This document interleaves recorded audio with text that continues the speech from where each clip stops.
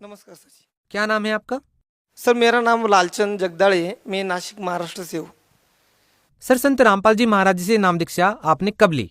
Sir मैंने संत रामपाल जी महाराज से नाम दीक्षा सन 2014 में 14 जुलाई को ली। संत रामपाल जी महाराज जी से नाम दीक्षा लेने से पहले आप क्या भक्ति साधनाएं करते थे, या आपके परिवार वाले क्या भक्ति साधना करते थे? सर मैं संत रामपाल जी महाराज की शरण में आने से पहले मेरा परिवार मतलब मेरे माता और पिता जो मेरा जन्म भी नहीं हुआ था तब से मेरे माता पिता 31 साल से स्वामी संत जो है वहाँ पे और माँ ठाकुर सिंह महाराज की भक्ति करती थी। और मैं तो सभी देवी देवताओं की पूजा करना, जैसे कि सबसे ज़्यादातर मैं साईं बाबा को बहुत मानता था। मैं साईं बाबा की हर साल पद यात्रा में जाना और गणपति जो बोलते हैं महाराष्ट्र में गणेश जी भगवान, उनकी जो साधना थी मैं वो ज़्यादा करता था। उनका एक भी उपवास में छोड़ता नहीं था। सर, जैसा कि आपने बताया कि आपका परिवार 30 साल से राधा स्वामी पंथ में संत ठाकुर सिंह जी महाराज जी से नाम दीक्षा लेकर के भक्ति कर रहा था। आप भी देवी देवताओं की भक्ति कर रहे थे, गणपति जी को मानते थे और साथ ही साथ साईं बाबा जी की पद यात्रा निकलती है, उन सभी यात्राओं में आप शामिल होते थे। यहाँ तक कि आपने व्रत उपवास भी किए। सर, आप इतनी सारी भक्ति कर रहे थे और आपका परिवार भक्ति में लगा हुआ था, तो फिर आप लोगों ने संत रामपाल जी महाराज जी से नाम दीक्षा क्यों ली? क्योंकि सर इतनी साधना करने के बाद भी मैं जब मेरे दोस्तों के साथ शिरडी जाता था तो मेरे बाकी के दोस्त कोई मतलब जो चीज़ें करनी नहीं चाहिए भक्ति मार्ग के लिए वो सब करते थे। मतलब बीड़ी शराब कुछ भी खाना वो सब करते थे और उनको भी कुछ भी लाभ मिलते रहते थे। और मैं एकदम बिना चप्पल के वहाँ पे जाता था, फिर भी मेरे पैरों में बड़े बड़े फोड़ आते थे। मैं परेशान हो गए थे कि मैं साईं बाबा को कहता था कि अगर आप इतना इनको लाभ दे रहे हैं, ये तो सब कर रहे हैं, तो मेरे साथ ऐसा गलत क्यों? तो मैंने सोचा कि मतलब यहाँ पे कुछ तो गलत हो रहा है। और उसके बाद मेरे बड़े भाई की शादी जम रही तो हमको एक पंडित जी ने कहा कि आप एक काम करो, आप नासिक में जो त्र्यंबकेश्वर है वहाँ पे एक उनकी पूजा करवाओ, फिर उनकी शादी जम जाएगी। फिर बाद में ऐसा हुआ कि मेरे बड़े भाई और माता पिता जी ने उन्होंने ऐसे सोचा कि अपने दो पैसे बच जाएंगे, इसलिए उन्होंने हमारे जलगांव की तरफ एक आमलर में एक महादेव जी का मंदिर है वहाँ पे वो साधना कर ली, वहाँ पे वो पूजा करवा दी। लेकिन फिर भी उसकी 6 महीने बाद तक उसकी शादी नहीं जमी। फिर मेरे मन में आया कि ऐसा क्यों? क्योंकि अगर महादेव भगवान उधर है तो फिर आमलर में भी होंगे, जलगांव में भी होंगे, नासिक में भी, तो वही भी ऐसा कैसा? ये तो नहीं होना चाहिए। फिर आप संत रामपाल जी महाराज जी से कैसे जुड़े? तो सर तब मेरे मन में ख्याल आया कि हम लोग कुछ गलत कर रहे हैं। तो सर उसी टाइम हमारे मामा हैं वो जो संत रामपाल जी महाराज के शिष्य बने थे, उन्होंने संत रामपाल जी महाराज के सभी सत्संग देखने शुरू किए। वो हमारे घर में आए, उन्होंने सभी सत्संग देखते देखते मुझे भी कहने लगे कि भाई तू एक काम कर, तू भी ये देखते जा, ये तो मोक्ष का मार्ग है। तो मैं उनको कहने लगा कि तुम कुछ भी लेके आते हो, ऐसा कहा मोक्ष भिक्ष, ये तो सब बकवाद है, बाबा लोगों की चाल है, आप तो कुछ भी बता रहे। लेकिन उन्होंने नाम दीक्षा लेने के बाद मेरी माँ से कहा, मेरी माँ ने भी नाम ली। फिर मैंने मेरी माँ से इतना प्रखर विरोध किया कि मैंने मेरी माँ को 2 टाइम का खाना भी घर में मुश्किल कर दिया जब उन्होंने संत रामपाल जी महाराज जी से नाम लिया। लेकिन एक दिन मैंने मामा मुझे बोले कि भाई तू खुद तो सही भक्ति नहीं कर रहा, कम से कम तू जो तेरी माँ सही भक्ति कर रही है वो तो कर। तो मैंने उनसे कहा कि मेरी माँ अगर सही भक्ति कर रही है, अगर संत रामपाल जी महाराज आप बोलते कि ये सही भगवान है, इनका प्रमाण दिया है कि यही भगवान है, ये सब कुछ कर सकते हैं, तो आपके संत रामपाल जी महाराज क्या मुझे नौकरी दिला सकते हैं? मैं सिर्फ 12वीं पढ़ा हूँ, मैं तो बहुत थक गया हूँ, बहुत जगह पे घूम के आया, मुझे तो कोई पूछता भी नहीं। और मुझे पता है कि अगर मैं कल इंजीनियर भी बन जाऊँगा तो कल फिर भी मेरे मन जैसे नहीं होगा, तो क्या मेरे को आपके संत रामपाल जी महाराज कहीं पर नौकरी लगा सकते, गवर्नमेंट में लगा सकते? तो बोले कि एक काम कर, तू पहले तो अपनी माँ को है ना विरोध करना बंद कर दे, और दूसरी बात, अगर तुझे ये हम जो कह रहे हैं ये प्रमाणित ज्ञान परमात्मा जो बता रहा है संत रामपाल जी महाराज, ये अगर तुझे झूठ लग रहा है तो तू एक काम कर, पहले 1 साल सिर्फ परमात्मा पे संत रामपाल जी महाराज पे विश्वास रख और करके देख। तो मैंने उनको बोला चलो भी ठीक है, मैं आप अगर बोलते हैं कि ये सही ज्ञान है तो मैं भी ये पुस्तक ज्ञान गंगा पुस्तक वो लाए थे, मैंने भी उसको थोड़ा थोड़ा पढ़ना चालू किया था। तो मैंने कहा कि चलो भाई हम भी पढ़ के देखते हैं। मैंने उनको कहा फिर कि मामा मैं एक काम करता हूँ, मैं सिर्फ 1 साल तक ये भक्ति करूँगा, अगर आपके संत रामपाल जी महाराज ने मुझे 1 साल के अंदर कहीं पे गवर्नमेंट जॉब में नहीं लगा दिया, क्योंकि मेरी घर की परिस्थिति इतनी खराब है कि मेरे को 2 टाइम का, सुबह अगर घर में मेरे माँ बाप जाते हैं काम को तो शाम को मुझे क्या मिलेगा खाने को, ये मैं सोच में गिर जाता हूँ। तो क्या आपके संत रामपाल जी महाराज मेरे सब दुख निवारण कर सकते हैं, मुझे नौकरी लगा सकते हैं? वो मुझे बोले कि सब कुछ कर सकते हैं, क्योंकि वो पूर्ण परमात्मा है। और वो भी मैं कह रहा हूँ इसलिए नहीं, वो हमारे सभी जो धर्म के शास्त्र है उसमें लिखा है।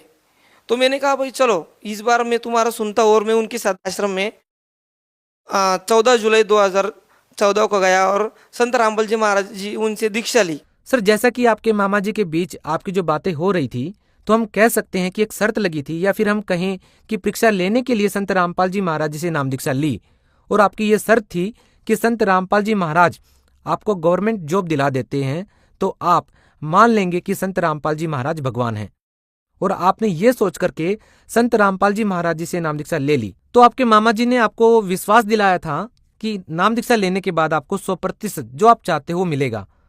तो आपकी क्या वो इच्छाएं पूरी हुई? हाँ सर, ये मेरी सभी इच्छाएं पूर्ण हुई, क्योंकि इसका कारण है जब मैंने मेरे मामा को कहा कि अगर ये भक्ति मार्ग में आने के बाद सही साधना आप जो कह रहे हैं, ये साधना मैंने संत रामपाल जी महाराज से लेकर की, अगर फिर भी मुझे कोई लाभ नहीं हुआ तो मैं ये भक्ति छोड़ दूंगा। लेकिन मैंने संत रामपाल जी महाराज से जब नाम दीक्षा ली, तब संत रामपाल जी महाराज ने मुझे ये नाम देने के बाद मैंने 3 महीने तक इस भक्ति को किया, और 3 महीने बाद में संत रामपाल जी महाराज से मैं आश्रम में मिलने के लिए गया। तो जब वो सभी भक्तों को आशीर्वाद देने के लिए आ रहे थे तो मैंने उनको कहा, वो पास आए और मैंने बोला कि अगर आप सही भगवान है, सभी कहते हैं, मैंने भी मान लिया है, लेकिन मेरे को कुछ चमत्कार दिखाओ कि आप पूरे परमात्मा हो। अगर मैं भक्ति भी कर रहा हूँ, आपको लगता है कि ये सच्चा भगत है, ये भगत है, तो मेरे को चमत्कार दिखाओ परमात्मा।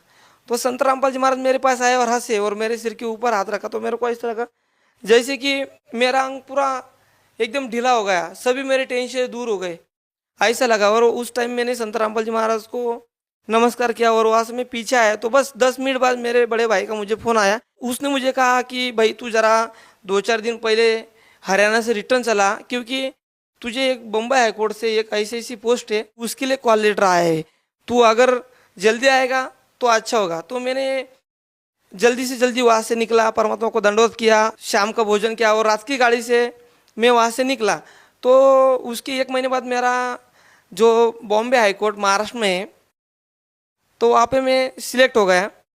तो वहाँ पे मैं सिलेक्ट हो गया, सभी टेस्ट में मैं सिलेक्ट हो गया, क्योंकि मैं तो पहली बार तो यही डर गया था कि 40,000 लड़के थे, इन लड़कों में सिर्फ मैं 12वीं पास लड़के क्या कर सकता हूँ।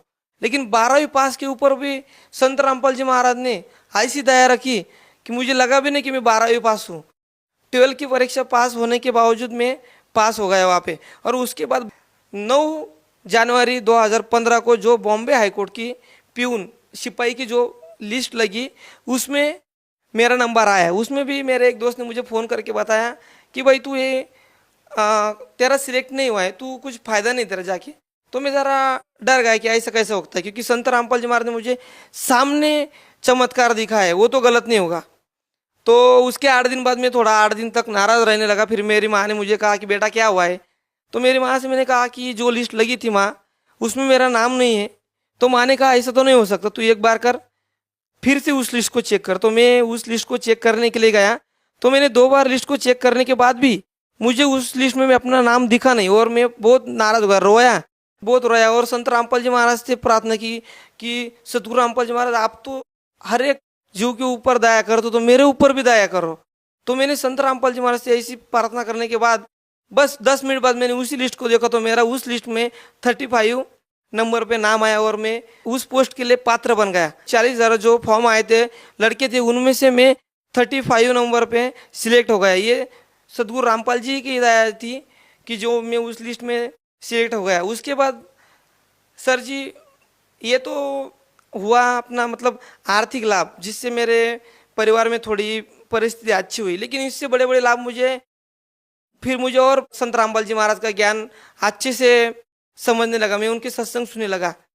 तो मैं मुंबई में जॉब कर रहा था। तो मुंबई में तो सभी को पता ही है कि लोकल में बहुत सी मतलब आदमी की परेशानियाँ रही थी। तो मैं लोकल में से एक दिन ट्रैवलिंग कर रहा था, तो भारी भीड़ के कारण मैं उस लोकल में से बाहर गिर गया। तो उस टाइम में जब प्लेटफॉर्म में इतनी स्पीड से लोकल भाग रही थी CST की तरफ, मैं वाशी से बैठा था, खड़ा था और मैं गिर गया, तो मुझे ऐसे लगा और सभी को लगा कि अब तो ये मर ही गया, अब तो ये कट जाएगा। लेकिन जब मैं नीचे गिरा तो मुझे ऐसे लगा कि मुझे कोई उठा रहा है, और मैं 2 मिनट तक मुझे ऐसे लगा कि अब तो मैं खुद मर गया, क्योंकि मेरे अंदर कुछ ताकत नहीं थी। मैंने परमात्मा से, संत रामपाल जी महाराज से अरदास की कि ये मालिक संत रामपाल जी महाराज, आज ये क्या हो गया, मैं कैसे गिर गया आज। बस उसी टाइम मेरे अंदर शरीर में ऐसी प्रेरणा हुई, ऐसी शरीर में प्रेरणा हुई कि सभी लोग देखते रह गए और चिल्लाने लगे कि अरे उठा उठा। उनके पहले, वो आने से पहले ही मैं उठ के खड़ा रह गया और अपने कपड़ों को ऐसे झटका, बस जो धूल थी वो झटक ली, और उसके बाद वाले लोकल पकड़े और उसी दिन ड्यूटी पे भी गया। ये संत रामपाल जी महाराज की ही दया थी कि उस दिन में मुझे उन्होंने जीवन दान दिया।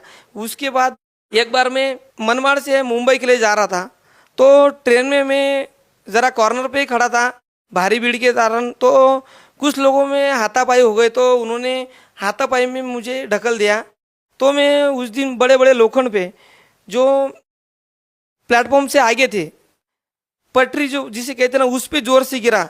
तभी भी आरपीएफ, टीसी सभी जोर जोर से भाग के आए और उनको लगा कि अभी चलो भाई ये तो मर ही गया होगा। तो जब वो मेरे पास आते तो मैं उनके सामने खड़ा रहा, और उनके सामने मैंने, जब मुझे तभी वैसी फीलिंग हुई, वैसे लगा कि मुझे संत रामपाल जी महाराज खुद आकर वहाँ से उठाया। उस टाइम मुझे ये खरोच तक आई नहीं, उसी टाइम मैंने परमात्मा का नाम लिया, और उसके बाद से मुझे समझ में आ गया कि बस अगर इस धरती पे पूर्ण संत है तो सिर्फ संत रामपाल जी महाराज ही है।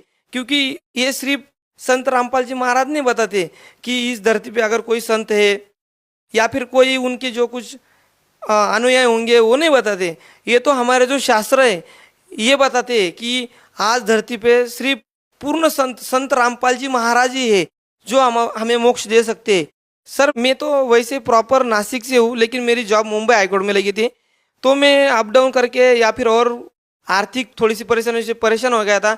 तो मैंने संत रामपाल जी महाराज, यहाँ पे संत रामपाल जी महाराज के आश्रम में फ़ोन किया, वहाँ पे बताया कि मेरी ऐसी प्रॉब्लम है, मेरी 2 साल से ट्रांसफ़र के लिए एप्लीकेशन, लेकिन कुछ प्रोसेस नहीं, सब जीरो है, तो क्या होगा। और बस उसके 1 महीने बाद ही संत रामपाल जी महाराज की दया से मेरी नासिक जिले में ट्रांसफ़र हो गई। आज मैं अपने जिले में ही अपने घर से सिर्फ 8 किलोमीटर पे अपनी जॉब कर रहा हूँ। सर आप भगत समाज को क्या संदेश देना चाहेंगे? सर मैं भगत समाज को संदेश तो नहीं सकता, लेकिन उनके ये दास मतलब विनती करेगा कि अगर इस धरती पे कोई पूर्ण परमात्मा है तो सिर्फ संत रामपाल जी महाराज है, और ये बाकी के लोग नहीं कहते, ये हमारे घरों में शास्त्र है जिनको हमने आज तक कभी खोला नहीं, वो कह रहे।